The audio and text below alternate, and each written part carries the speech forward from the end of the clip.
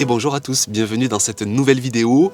On est deuxième quinzaine du mois de janvier, c'est le plein hiver. Et pour autant, je commence à voir des semis loupés de tous les côtés. Alors ça me donne envie de retraiter rapidement cette thématique. Ça fait plusieurs années que je n'avais pas fait une vidéo sur le sujet. On va revoir 5 points clés, 5 paramètres clés. La température, la lumière, le terreau, l'humidité, les graines. Donc on va essayer de traiter ça bien comme il faut, rapidement, synthétiquement. Et on va commencer avec le premier paramètre, la température. C'est le paramètre le plus important, notamment pour que les graines germent dans de bonnes conditions, pour qu'elles quittent leur repos végétatif et qu'elles se décident à germer, qu'elles ressentent qu'une belle saison arrive et qu'elles se décident donc à sortir de terre. Donc cette température, moi je sais que je me sers d'un tableau que j'ai fait qui reprend toutes les connaissances que j'ai pu accumuler ces nombreuses dernières années.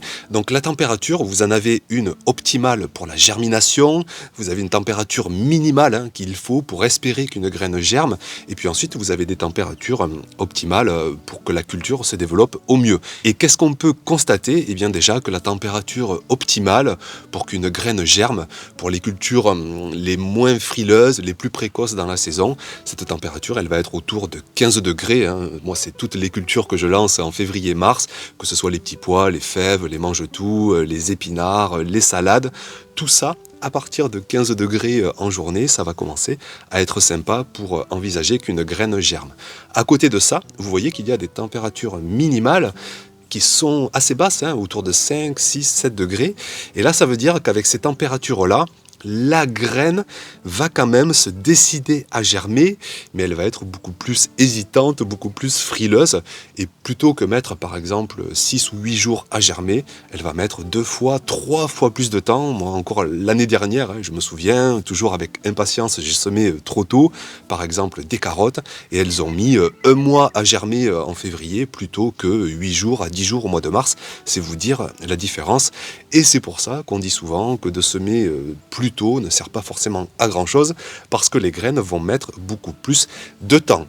À noter aussi que pour les cultures estivales, eh bien là on va être plutôt autour de 20 degrés carrément pour espérer une belle germination sans contrainte où la graine ne va pas hésiter à germer et va sortir de terre rapidement en 6 à 8 jours. Là aussi, vous avez des températures minimales à partir de 10, 12, 14 degrés. Les graines pour les cultures estivales vont se décider au bout d'un temps un peu plus long à germer.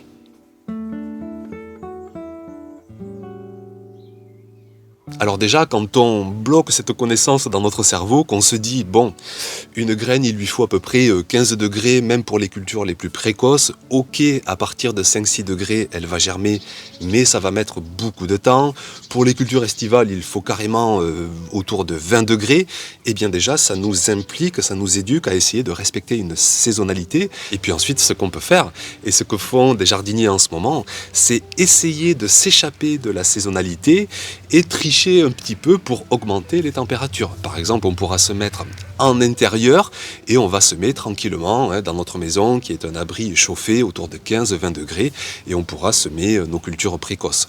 Le problème, on le verra tout à l'heure, c'est que dans la maison, il n'y a pas le contexte extérieur d'humidité, de lumière et ça pourra rapidement poser souci. Mais pour faire germer des graines, déjà, on peut un peu tricher et se mettre à l'intérieur, à la maison, sous 15-20 degrés pour les faire germer.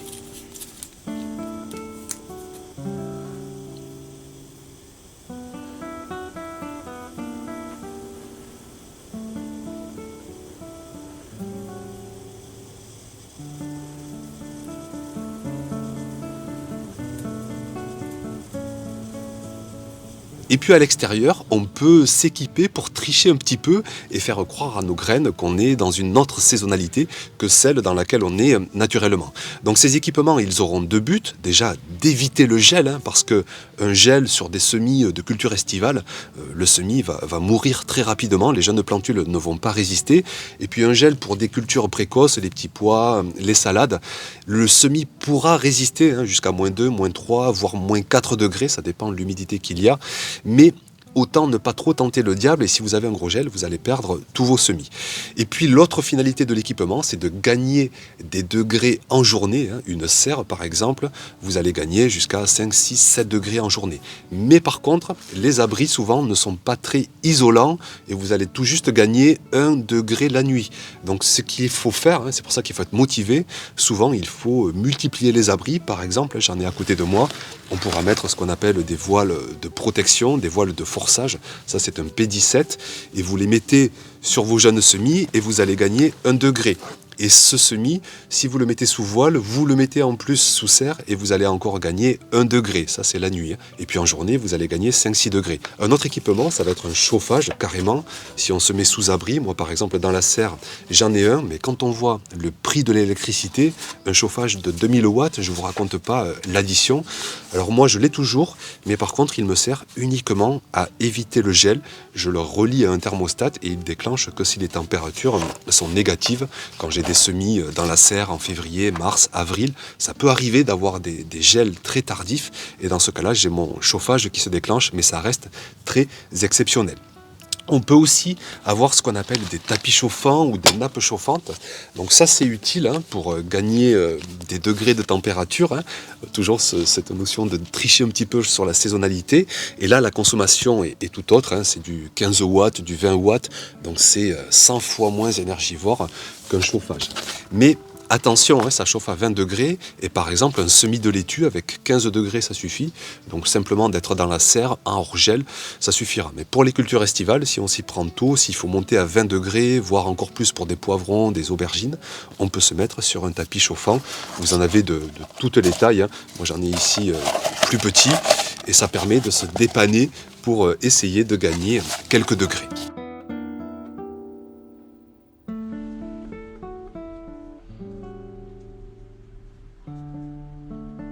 Et puis à l'extérieur, vous avez aussi souvent cette solution de tunnel nantais. Ce sont des petits tunnels qu'on met sur nos cultures. D'ailleurs, moi, cette saison, je vais m'en servir un petit peu en février et mars.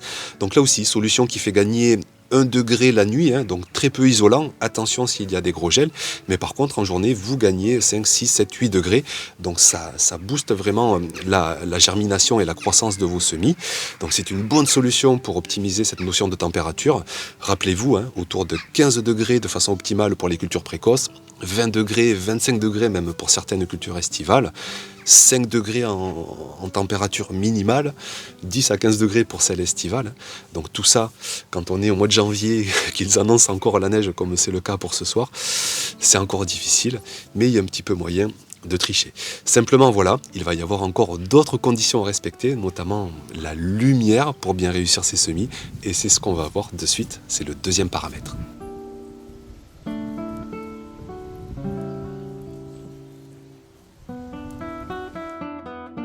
Alors autant la température est un facteur clé pour bien réussir la germination de nos graines, de nos semis, autant la lumière est un facteur clé pour louper nos semis. J'entends par là que sitôt que vos plantules vont sortir de terre, sitôt que vos graines auront germé, le paramètre essentiel, ça va être la lumière. La lumière, la lumière et la lumière. Et c'est là aussi qu'il se pose une grosse problématique au mois de janvier. Vous voyez par exemple, à l'heure où je vous tourne la vidéo, il est, je crois, 15h30.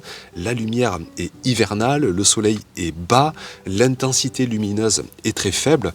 Et si vous offrez en plus à vos semis une température de 20 degrés via un chauffage, via les solutions qu'on a vues tout à l'heure, la graine, elle va se croire au printemps, voire même en été, et elle va vouloir chercher la lumière qui va avec. Le problème, c'est qu'elle ne va pas la trouver. Les plantules vont monter, monter, monter, monter au ciel, chercher désespérément cette lumière. On appelle ça des semis qui filent. Ils vont s'écrouler et vous allez les louper. Donc, plus il fait chaud, plus il faut de lumière. Et s'il doit y avoir un excès, une fois que les graines ont germé, il faut que ce soit un excès de lumière et jamais de température.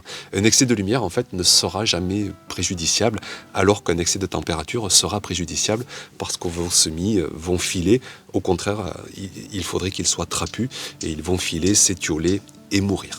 Donc vraiment la lumière indispensable, c'est pour ça que moi aussi je patiente, j'attends que chaque jour on gagne quelques minutes de soleil, que le soleil passe un peu plus haut dans le ciel chaque jour, et chaque jour qui passe, voilà, on se dirige vers la pleine saison lumineuse. On parle souvent de 9 à 10 heures minimum de belle lumière par jour pour commencer à faire nos semis, pour commencer à faire du jardinage sans trop de contraintes de lumière. Donc là aussi, on peut tricher, tout comme avec la température, on peut tricher avec la lumière. Il existe des tonnes d'éclairage, de LED, de systèmes d'éclairage de semis, ce qui fait qu'effectivement, des jardiniers, même dès le mois de janvier, commencent à faire leurs semis sans les louper parce qu'ils ont connaissance des températures, parce qu'ils ont connaissance qu'il faut de la lumière et ils s'équipent de meubles à semis. Alors certes, c'est un peu artificiel, ce sont des sources d'énergie artificielles, que ce soit pour la température, pour la lumière, mais bon, ça permet d'avoir des plants précoces. Par exemple, si on veut planter nos tomates sous serre en mars, en avril, c'est vrai qu'il faut commencer tôt, dès le mois de janvier, février, mais il faut se battre un petit peu contre nature. Donc moi ici, c'est une chose à laquelle j'ai du mal à me faire. Qui sait, peut-être que l'année prochaine, je me mettrai à faire un meuble à semis, mais je préfère attendre dès le début de février. Déjà, on rentre dans une belle saison, vous le verrez, pour attaquer des premiers semis qui vont réussir avec un minimum d'artifice. On se mettra juste un petit peu sous abri et on arrivera à faire nos premiers semis sans besoin de trop d'équipement d'appoint. Donc, retenez, après la température, essentiel, la lumière, sitôt que vos graines ont germé. Tant que les graines n'ont pas germé, la lumière est inutile. Il faut juste la température et un autre paramètre qu'on verra. Mais la lumière, elle, sitôt que vos graines ont germé, lumière, lumière, lumière.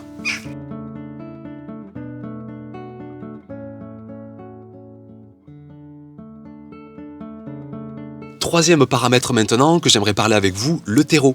Je sais que encore la saison dernière, il y a eu des tonnes et des tonnes de semis de loupés, que ce soit chez moi, j'en ai loupé pas mal, mais aussi chez vous, pour avoir discuté avec beaucoup d'entre vous. Des terreaux ont été de plus ou moins bonne qualité, j'ai l'impression, sur le marché l'année dernière, et c'est l'occasion de parler de ce sujet. Vous pouvez avoir la bonne lumière, la bonne température. Si vous avez un terreau de mauvaise qualité, vous allez louper vos semis.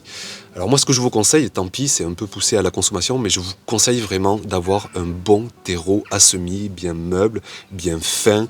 Vous en trouverez assez facilement dans des jardineries. Je ne donnerai pas de marque, mais vous avez des marques de renommée qui généralement offrent un bon terreau à semis, qui est exempt, qui ne contient pas de grossièreté. Et moi, pour m'assurer encore plus de qualité, j'ai la chance d'avoir une coopérative agricole qui est pas loin de chez moi, et je peux donc aller acheter du terreau professionnel qui n'est pas plus cher que du terreau amateur et qui vraiment est de super qualité. Donc moi ici, vu le temps, vu la passion, vu tout ce que j'investis pour réussir mes semis, je veux vraiment avoir le meilleur substrat. Donc je me dirige vers un terreau à semis. L'autre avantage du terreau à semis, c'est aussi qu'il sera souvent assez pauvre en minéraux. Et ça, c'est important. En tout cas, ça favorise une bonne germination parce que en fait, la graine a tout ce qu'il faut pour germer en elle. Elle n'a pas besoin d'être alimentée de minéraux essentiels. Et ça, au contraire, ça va être dans les terreaux de rempotage, dans les terreaux universels, qu'on va trouver ces apports d'engrais. Alors, soit ils sont chimiques, on va dire, soit ils sont naturels, ça dépend des terreaux que vous choisissez. Mais quoi qu'il en soit, les terreaux universels sont enrichis d'un engrais pour faire pousser les plants sur les premières semaines. Et dans le terreau à semis, ce n'est pas le cas. Il est beaucoup plus pauvre de minéraux, pour vraiment ne pas brusquer la germination et permettre à la graine de germer tranquillement. Vous dire aussi que encore l'année dernière, j'avais essayé de faire un terreau maison. Vous pouvez essayer avec de la terre de votre jardin que vous ameublissez, que vous affinez, avec un compost bien mûr que là aussi vous allez affiner. Ça peut marcher. La grosse problématique, c'est que ce ne sera pas stérile et vous allez avoir des graines qui vont germer de tous les côtés, des graines qui étaient dans votre terre, qui étaient dans votre compost, et ça ne va pas être forcément évident pour bien réussir vos semis, mais ça peut marcher. On peut toujours en fait se débrouiller. Moi, je vous parle ici de solutions optimales, de solutions les plus courantes et de solutions que j'utilise moi pour vraiment semer dans les meilleures conditions.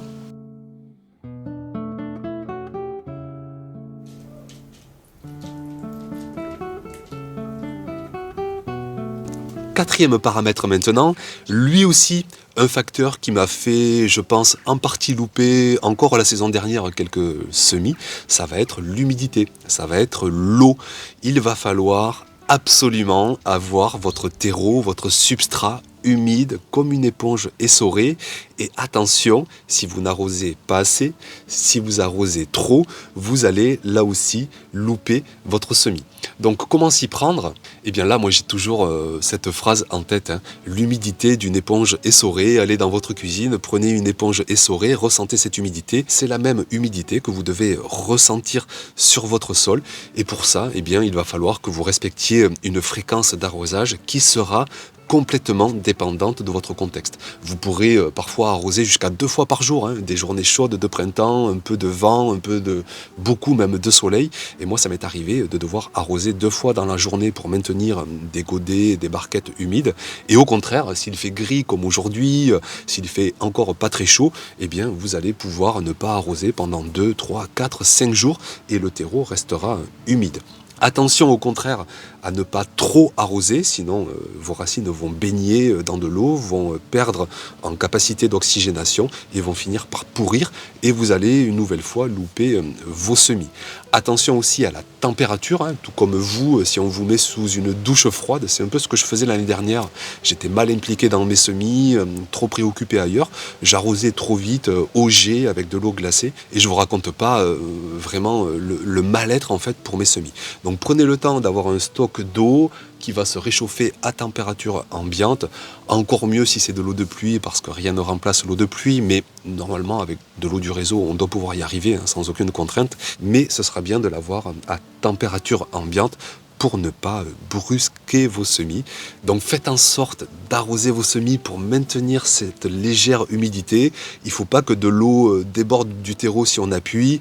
Il ne faut pas que votre terreau devienne marron clair, ça veut dire dans ce cas-là qu'il n'y a pas assez d'eau. Il faut vraiment cette impression d'éponge essorée. Adaptez votre fréquence hein. Et puis, je vous le rappelle, mettez si possible une eau à bonne température et ce paramètre sera bien respecté pour réussir vos semis.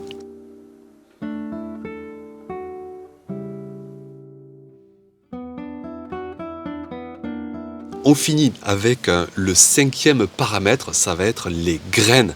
Et là, mon Dieu, tout ce que je peux entendre sur ce marché, on va appeler ça le marché des graines, je vous avoue que je suis parfois un petit peu déboussolé.